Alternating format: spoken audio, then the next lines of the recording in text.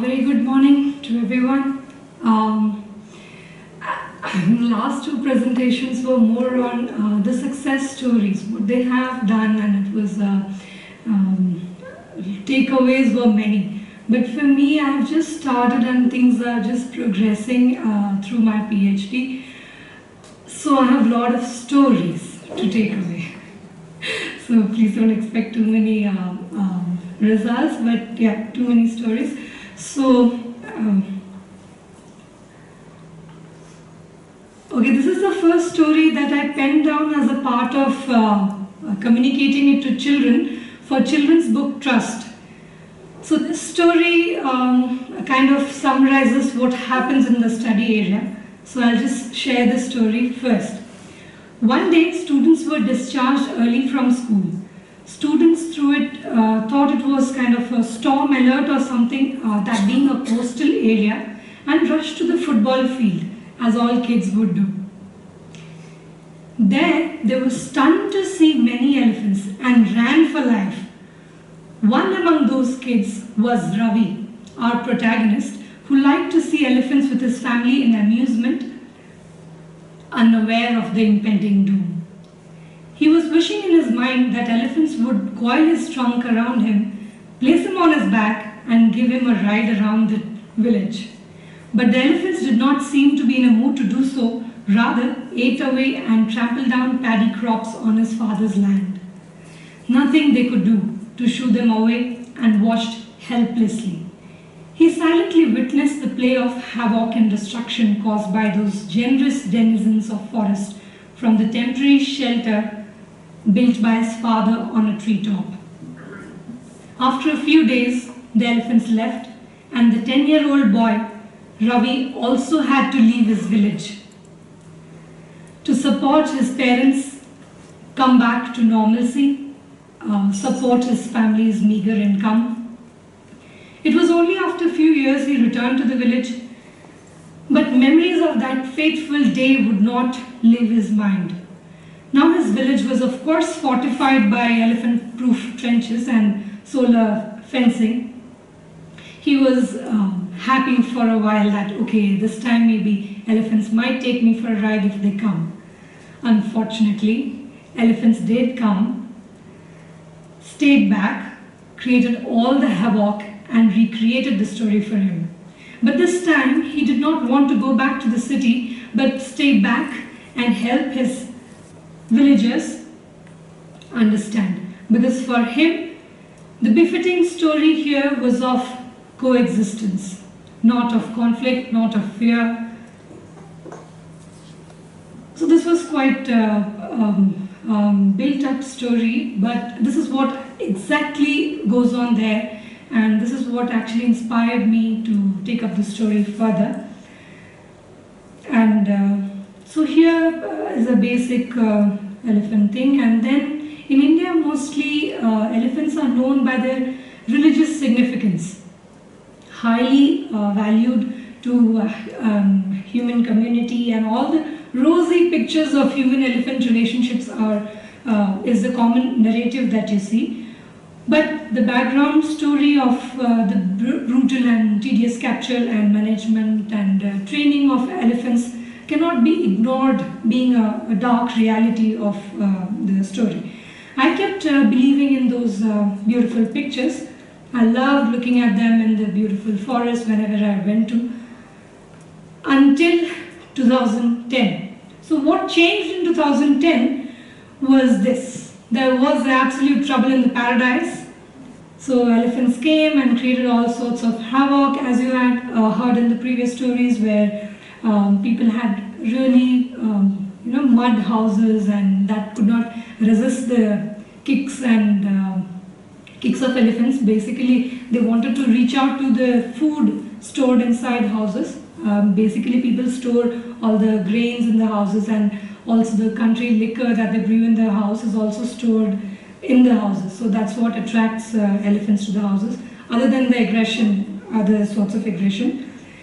So every winter since 2010, elephants arrived in herds in my hometown. I did not have to try my luck in the nearest elephant sanctuary to see an elephant, but hundreds of them were all over the place from neighboring states. Basically, the resident elephant population is also there, but they do not come into the villages all that much. But the ones coming from the neighboring states create the havoc mostly because of the size that they come in. They are basically troubled by mining in the neighboring states and a lot of heavy machinery and all the related activities that happens with mining. So their habitat is fragmented and all of these, I mean, we all know about all these things. So this flowed down into my hometown and it created new grounds for trouble and challenges. So this is the basic human-elephant relationship that we assume to be of reverence and harmony, but the real picture is of conflict. So some cultural ecological explanations could be, elephant habitat. I mean, I almost spoke about it: poaching, forest degradation, and the rising population, human population, and also the elephant population. The losses are undoubtedly to both the populations, that includes both the elephant and the human side.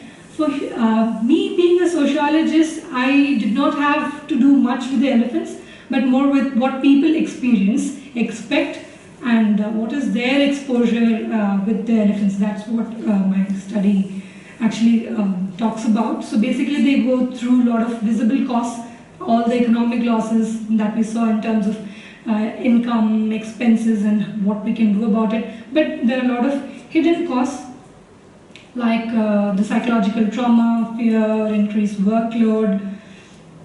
But the major sufferers of these problems were the people from low income groups who only have these, who only engage in subsistence agriculture, and they are daily wage laborers. They don't have much savings also. So to return to normalcy, they have to resort to the government aids. So that's the only way government actually tries to help them out. But what kind of help is that is needs to be analyzed and assessed. So this is my study area, fairly in the eastern coast, and this is how the red areas are the ones which is most affected. These are the places where more than 100 houses were trampled down by elephants, and yellow ones follows, and then green, and the last one maybe 5 houses.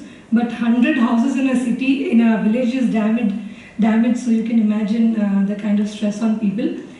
So basically I looked at the severity of the problem in the villages, especially along that migration corridor, the so-called migration corridor.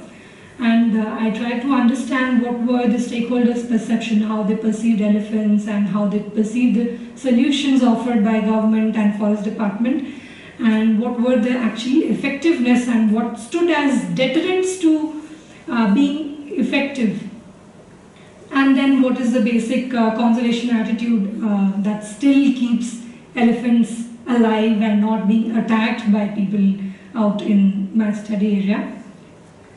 So these are the methods that I used. So I spoke to local community members and the forest department staff on these following things which I have already said, and then used a basic thematic content analysis for the time being. So later, I don't know how far I'll be taking it. So this is a statistics which shows for how many days elephants stayed is the one with the curves, with the line graph that you see, and all the bar graphs shows the number of elephants that came in each winter.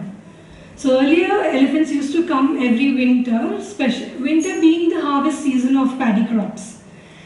But now elephants come during the summer, they come during winter, they come whenever they feel like. So there is no pattern as such, and the resident elephants have also started moving out of their habitat, of their original habitat.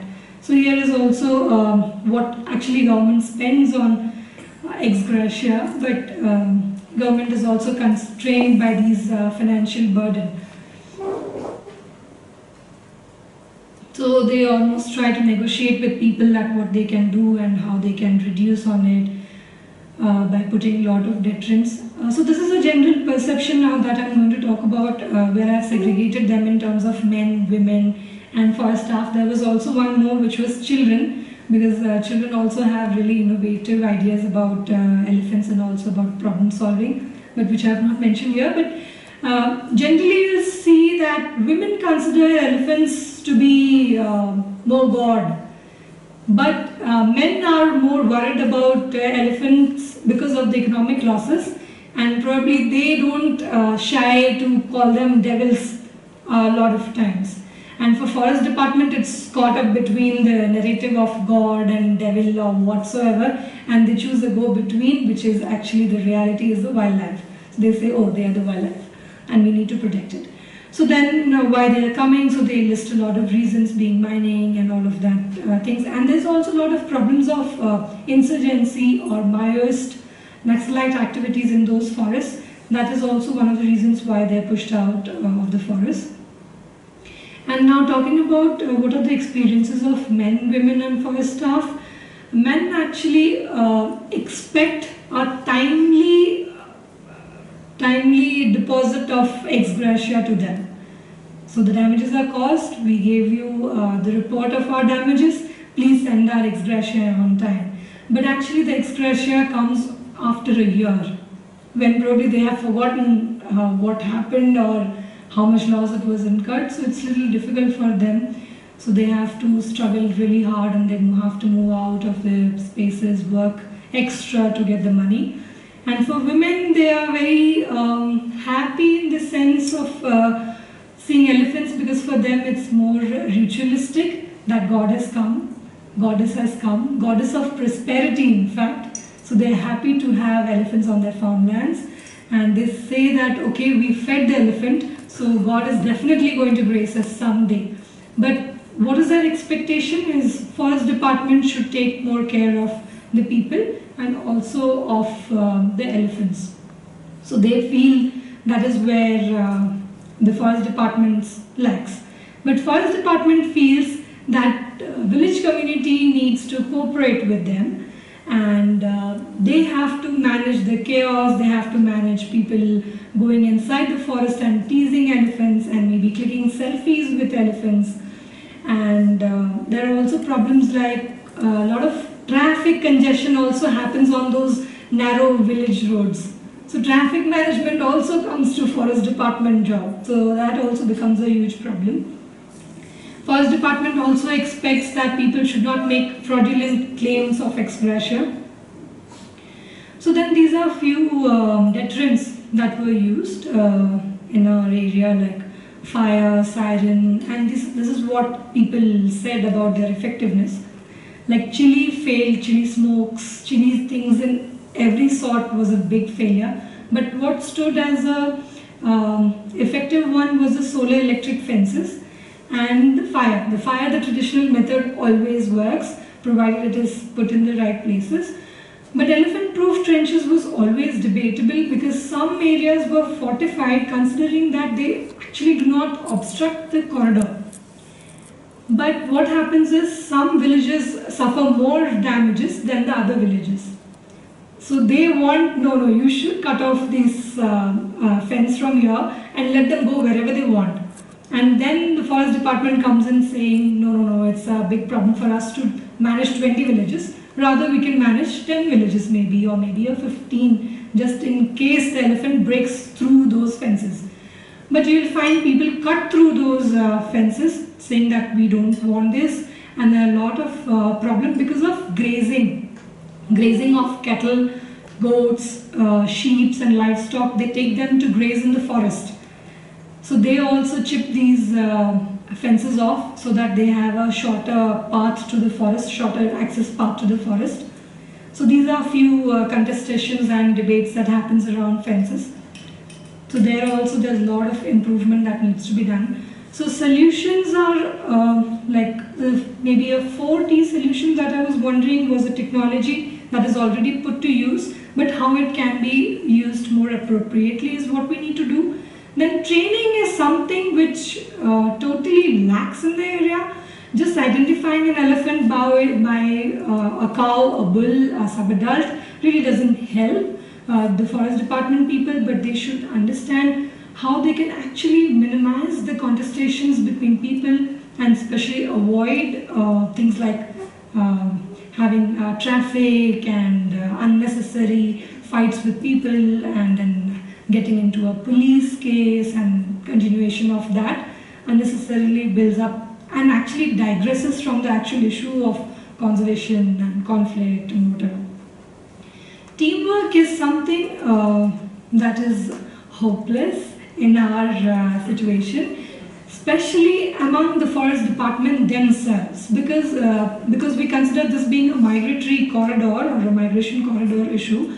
So the previous village needs to inform the next village needs to inform to the next one that elephants on their way, or something of that sort.